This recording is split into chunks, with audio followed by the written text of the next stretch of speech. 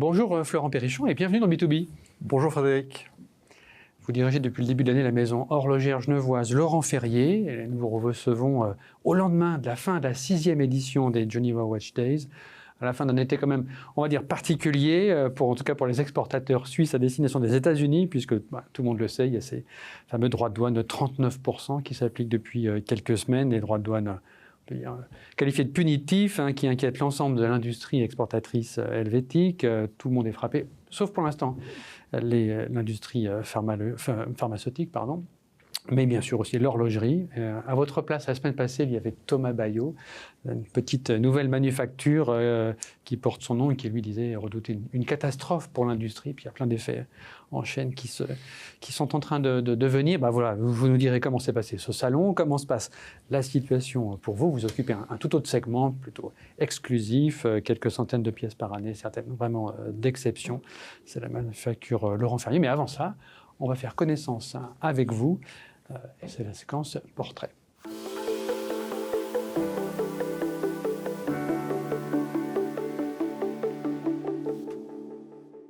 Laurent Périchon, avant qu'on parle de votre parcours, de ce qui vous a amené à venir à l'horlogerie, j'essaye de résumer en quelques mots vos différentes occupations auparavant. Vous avez fait de l'investissement, vous êtes vous-même investisseur, vous avez travaillé dans les pierres précieuses, aussi dans la restructuration d'entreprises, et si je crois aussi bien, à peu près 8 ans pour une société qui s'occupe de problèmes liés au bagage dans les aéroports.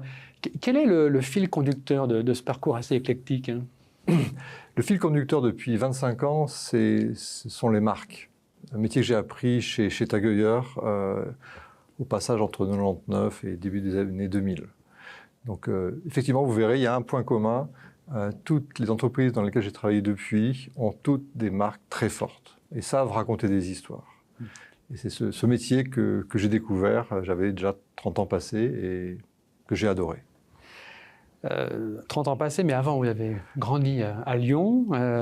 Dans Les Échos, en 2008, il y avait un portrait de vous qui disait que vous étiez descendant d'une famille de chapeliers. C'est vrai ?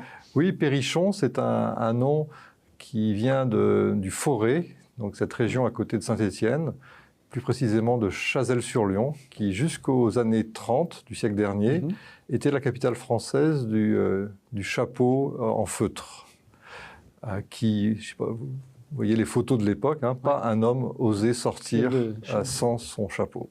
Et donc, il y avait 25 usines, je crois, à Chazelles, dont une qui s'appelait Périchon. Donc, votre famille était propriétaire d'une usine, elle exploitait... Oui, et donc ils ont fait magnifiquement faillite au moment de la grande crise des années 30 et l'arrivée de ce qu'ils appelaient les conduites intérieures. Donc, ces voitures où il fallait baisser la tête et rentrer, et puis là, le chapeau gênait. Et semble-t-il, c'est ça qui a fait la fin de cette mode. Vous avez encore chez vous des chapeaux de l'époque ? On a encore des chapeaux de l'époque à la maison, et des archives et des grands livres, mais une belle faillite. Une belle faillite. J'ai lu aussi que vous avez un goût pour le parachute, le deltaplane. Vous avez même volé dans un avion Mirage. Qu'est-ce qui vous donne la passion de ces sports un peu dangereux ? Quand j'étais jeune, je voulais être astronaute, tout simplement, comme certains jeunes. Et donc, pour préparer ça, j'ai tanné mes parents pour faire de l'avion, faire du planeur. Et puis, dès que j'ai eu un peu d'argent, effectivement, je l'ai dépensé dans toutes ces activités aériennes. Et quand j'ai fait mon service militaire, mon objectif, c'était de rejoindre une base aérienne dans laquelle il y avait des Mirage biplaces. Et j'ai tout fait pour ça. J'y suis arrivé. Quand je suis arrivé sur place, je les ai harcelés jusqu'à ce qu'ils me fassent voler en passager, bien sûr. À l'époque, en Mirage F1, j'ai fait 2 vols. C'est des grands souvenirs, un grand moment de mon existence. J'ai, d'une certaine façon, réalisé mon rêve à 21 ans. Et qu'est-ce qui fait que vous n'êtes pas devenu astronaute ? Peut-être une incompatibilité avec la hiérarchie et l'armée.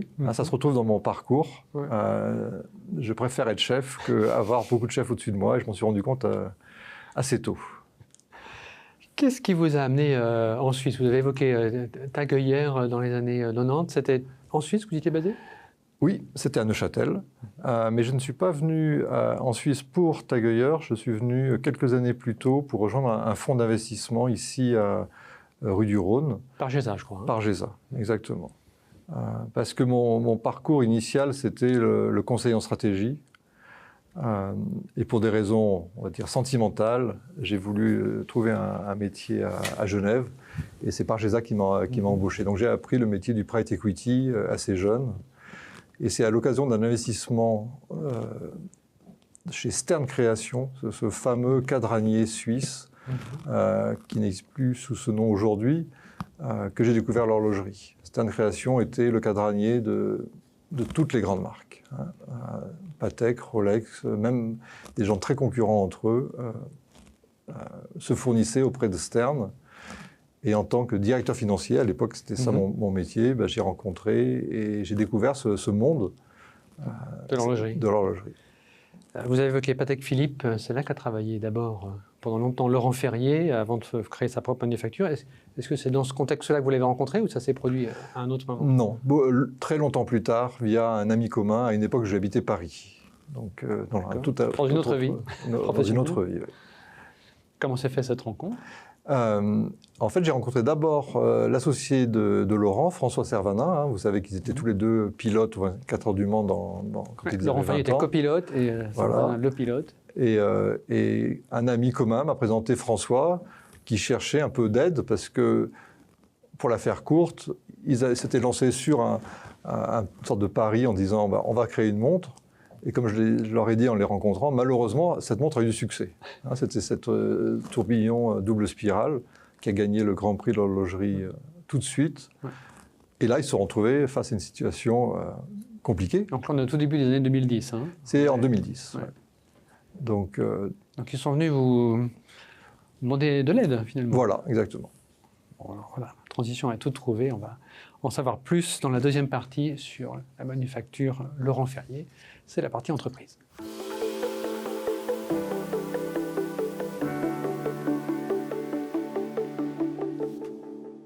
Florent Perrichon, on vient de l'évoquer, la manufacture Laurent Ferrier a été créée en 2010. Elle fête donc cette année ses 15 années. Elle est installée dans le canton de Genève à Plan-les-Ouates.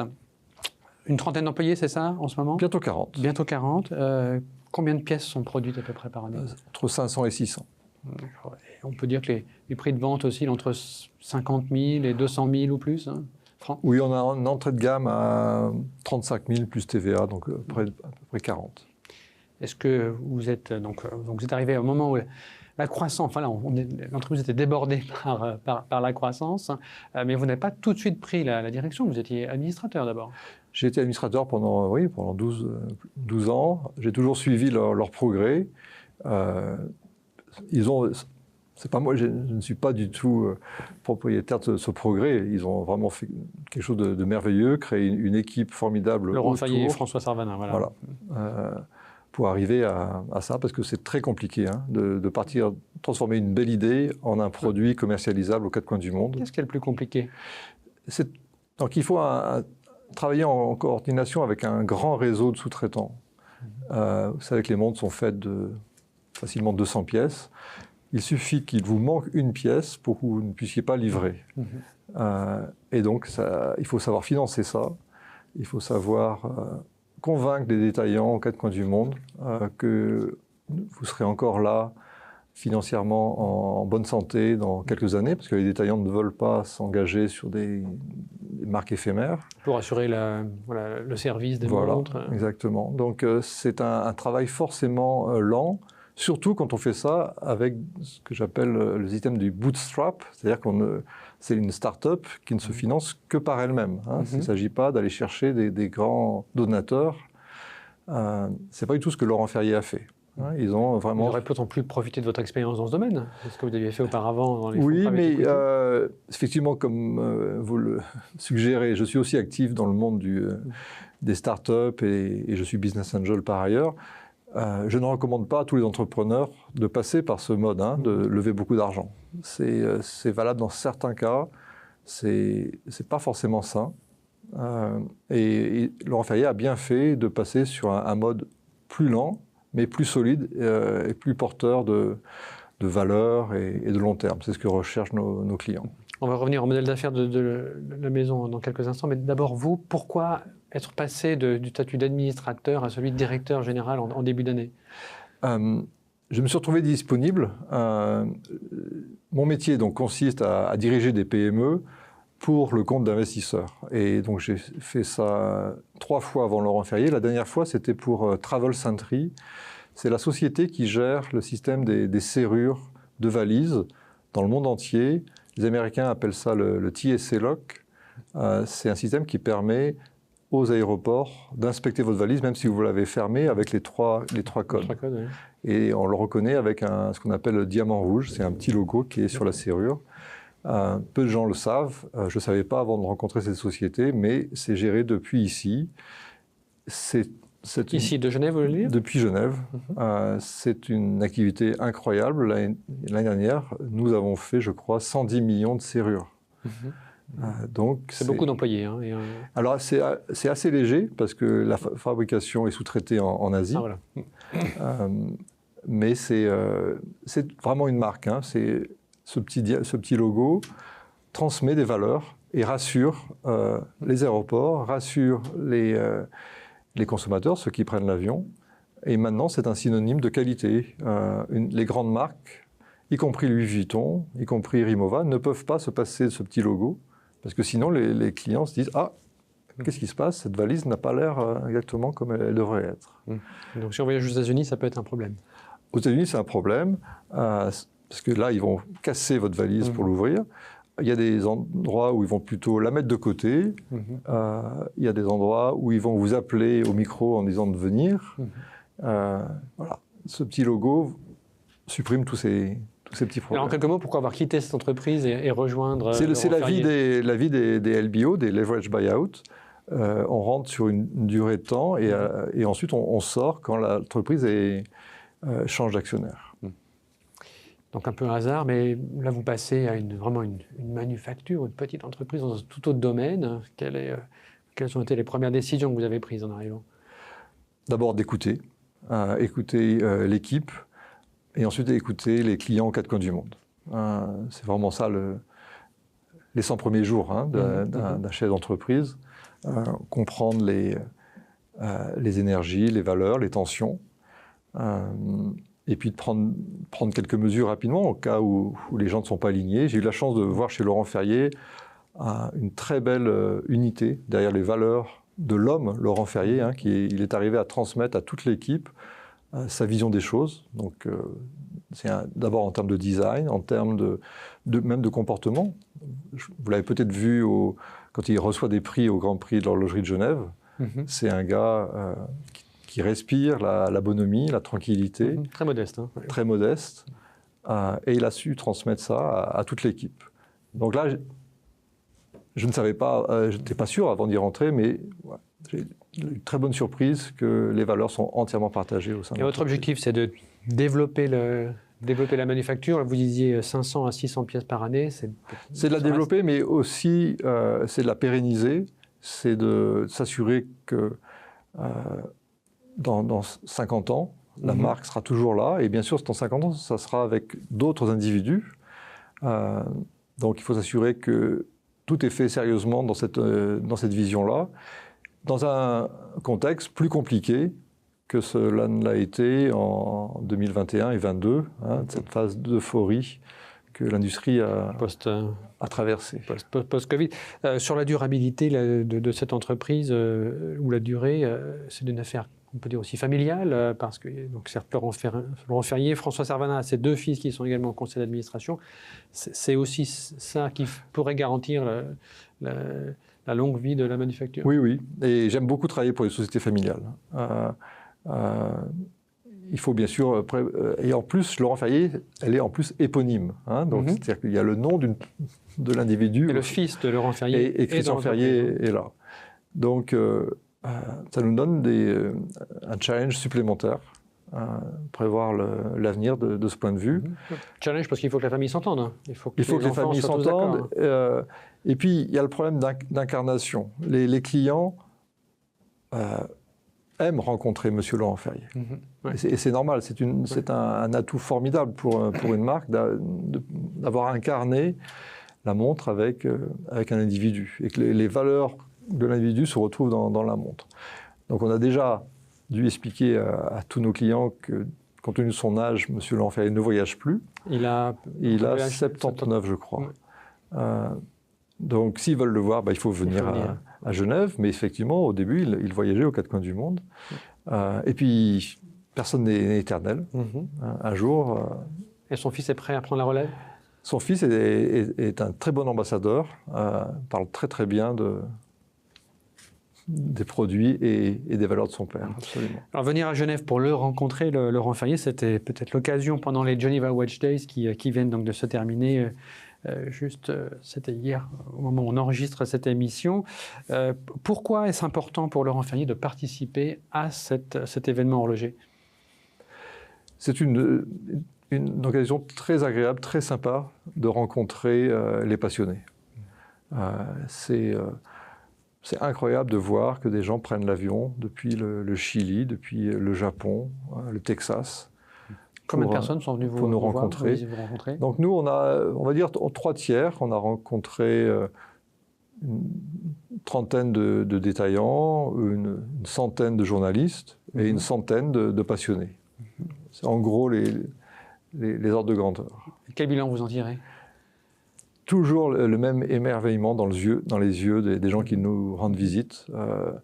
Effectivement, en étant administrateur, on ne s'en rend pas compte. Quand on descend dans l'arène, on se rend compte de l'émotion que créent nos montres. Et donc, ce n'est pas simplement Laurent Ferrier, c'est notre industrie. On crée une émotion incroyable chez nos clients aux quatre coins du monde. Et de le sentir, de le voir, effectivement, ça touche. Et ça nous donne une responsabilité. Et à propos d'émotion, il y a ces fameux droits de douane, 39% pour la clientèle américaine. Il y avait beaucoup d'Américains Il y avait pas mal d'Américains. Alors nous, on est dans ce secteur de la haute horlogerie avec des prix, on va dire, élevés. Entre 50 et 200 000 francs, voilà, on peut le rappeler. Oui. Entre 50 et 200 000. Ce qui veut dire que nos clients voyagent facilement. Donc, ça veut dire qu'ils vont contourner, eux, ces droits de douane? Tu vois, ils ont cette possibilité et je pense que beaucoup le feront. Comme ça se passe avec les Chinois, avec les Indiens, les Brésiliens, ces droits de douane sur les produits de luxe. Alors, ici, il s'agit d'un droit de douane sur tous les produits, à part pharmaceutiques. Mais beaucoup de pays ont des droits de douane sur les produits de luxe. Donc, notre industrie vit avec... La Chine avait déjà des droits de douane. Bien sûr, il y a 25% spécifiquement sur les produits de luxe en Chine. Je n'ai pas les chiffres en tête. Au Brésil, on est largement au-dessus des 50%. En Inde, on est largement au-dessus des 25%. Mais là, ce qui est important, c'est le changement. C'est qu'il n'y avait presque pas de droit de douane et tout d'un coup, c'est énormément. C'est un choc terrible. C'est un choc terrible. Il y a plus personne ne livre en ce moment. On est tous en attente. On espère que ça va s'améliorer parce que nos clients, ce sont les détaillants. C'est eux qui vont devoir payer ce surcoût. Eux, ils nous disent, moi pour l'instant j'attends, j'ai un peu de stock encore dans mon magasin, on verra. Mais vous ferez un effort sur vos marges?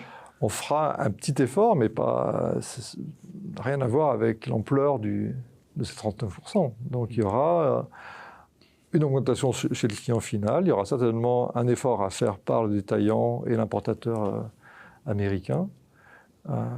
Mais voilà, autant les 10%, on arrivait à en faire notre affaire entre nous, professionnels. Entre distributeurs, fabricants, différents acteurs. Autant 39, non.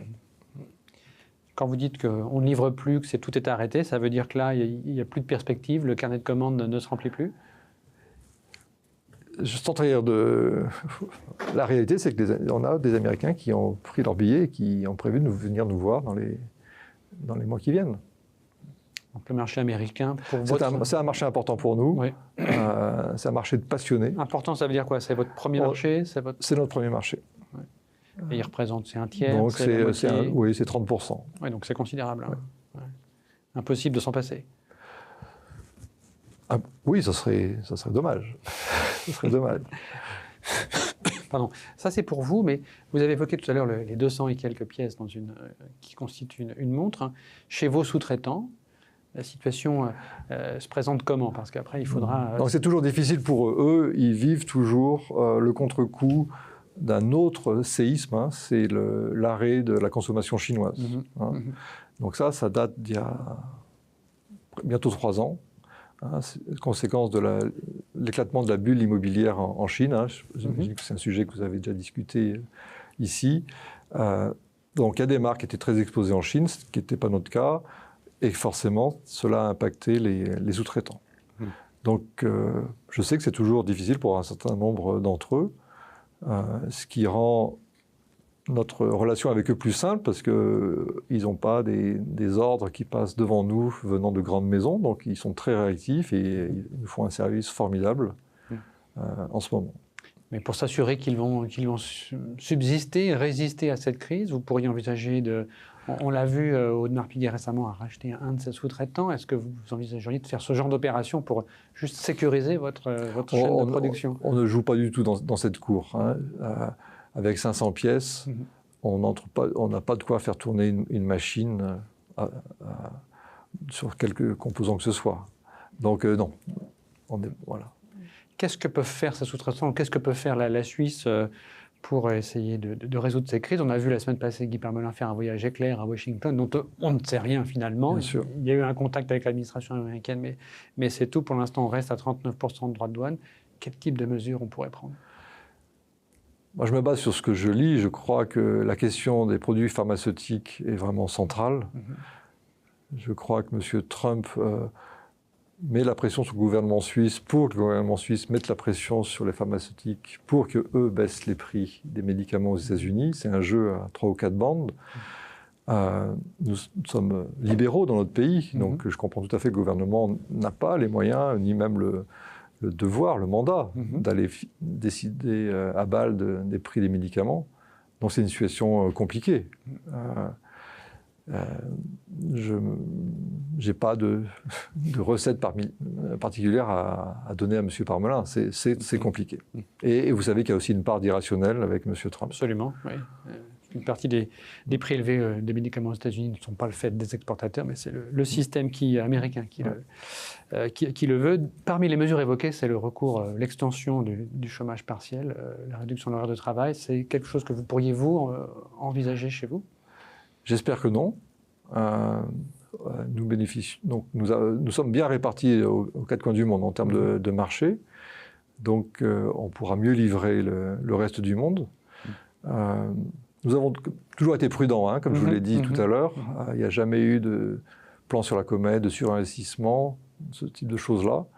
Donc, nous sommes dans une bonne situation. La marque est aussi rentable depuis assez longtemps. Et la marque est rentable depuis... presque le début, je crois. Hein. Depuis toujours, par la force des choses. Vous avez une réserve qui vous permet de voir... voilà, c'est le concept du bootstrap. C'est qu'on ne dépense que l'argent qu'on a, et c'est ce qu'on a toujours fait. L'an prochain, vous retournerez au Geneva Watch Days? Oui, oui. Je peux le dire officiellement, on ne l'a pas encore dit aux organisateurs, mais absolument. Voilà. En quoi cet événement, il est vraiment particulier, important? Il est tout récent, hein, né après la pandémie 2020, quand c'était un peu la panique. Il n'y avait qu'une dizaine de manufactures à l'époque, il y avait presque une septantaine, par rapport à celui du début de l'année d'avril qui est organisé par les grands groupes comme Richemont ou Rolex. C'est assez complémentaire. C'est un peu on participe à d'autres salons aux 4 coins du monde. Hein. Il y a Dubai Watch Week, il y a un salon au Mexique, il y a maintenant des salons qui... Vous allez à Hong Kong aussi? À Hong Kong, c'était plutôt des événements organisés par des détaillants. Donc, c'est bien que Genève ait aussi ce type de format, qui sont des formats plus ouverts au public, plus décontractés. Donc, voilà, je mets Geneva Watch Days au niveau de ces salons qui ont lieu aux 4 coins du monde. Et à chaque fois, c'est des opportunités de rencontrer nos clients. Nos produits tout seuls ne suffisent pas. C'est une histoire qu'on raconte, ce sont des valeurs, ce sont des traditions. Donc le contact humain est primordial. Et puis d'autant que vous avez choisi une stratégie de distribution particulière. Il n'y a pas de magasin de ligne directe, c'est à travers des distributeurs. Ça, c'est un point important. On est très fidèle à nos détaillants. On considère que les détaillants sont souvent des activités familiales aussi, c'est souvent la 3e génération avec laquelle on a affaire. Ils ont créé dans leur région un réseau de confiance avec des clients. Et quand eux disent à leurs clients, Laurent Fayet, vous allez voir, c'est formidable, je suis allé à Genève, ça a du poids. Parce que ça fait des années, des décennies qu'ils ont créé cette confiance avec leurs clients. Donc on ne les bypasse pas. On travaille avec eux, et surtout dans une période, vous l'avez peut-être aussi entendu, où les grands groupes, eux, essayent de ne plus travailler avec eux. Essayent d'avoir leur propre boutique en direct. Oui. C'est une opportunité pour les indépendants, parce que comme ces détaillants, ils se tournent vers nous. Ouais. Très bien. Merci Florent Perrichon. B2B touche presque à sa fin, mais avant de vous quitter, on va voir le questionnaire de Proust. J'aimerais être Buzz Aldrin ou Louis Armstrong, mon rêve d'astronaute.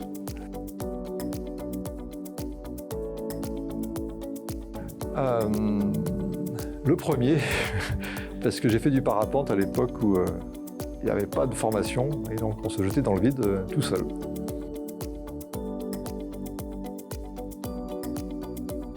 C'est dur, c'est très dur. Prépare-toi.